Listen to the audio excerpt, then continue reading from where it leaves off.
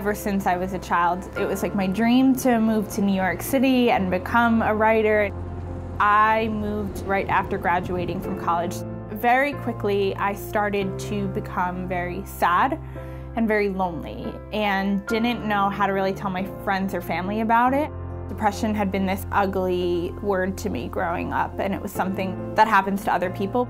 It was becoming harder to get up in the morning. It was becoming harder to be in conversation with people. I just felt very worthless. One day I was on the train and a woman came onto the train from the platform. She looked lonely, she looked downtrodden, she looked sad.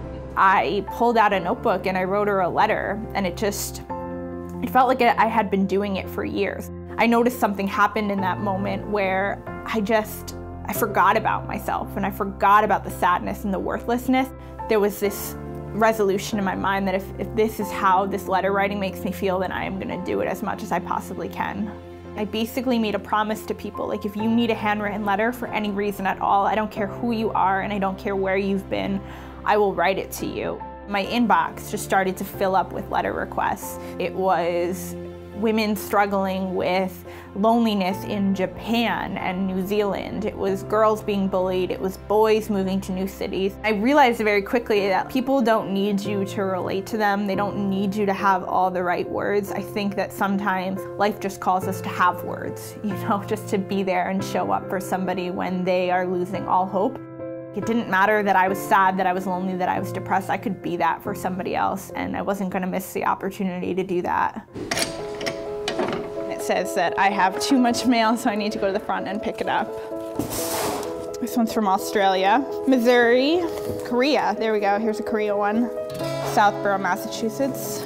This one is from Romania. I started the organization moreloveletters.com. The whole thing started with one love letter and one lonely girl on a train, and that escalated into 400 letters, and then it turned into 12 team writers. That spiraled into 11,000 letters being mailed in 49 countries in all 50 states. I've taken any letter that's really meant something to me in the past year or two, and I've just kept it along the walls. We're making sure they're good love letters, and then we're gonna be mailing them off to people. You never meet these people, but you know that you're doing a little something that's gonna encourage them. Everything is emails and Facebook and Instagram. I'm writing you a letter. This is coming from my heart. This isn't just a part of the everyday technology. I just felt so lost and disconnected. One day, somebody said, "You have a letter." And I must have read it 100 times. You deserve a life packed full with fresh air and hot summers, surrounded by people who love and care about you. She knew how to just say, I'm sorry you feel this way, and you're not alone. I mean, you can't put a price tag on that. I have never felt this much joy and this much happiness, and it's because it's like my life isn't about me anymore.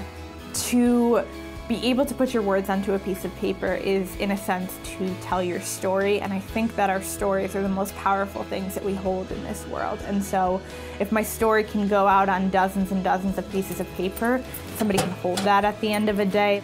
To me, there's nothing more powerful or awesome than that.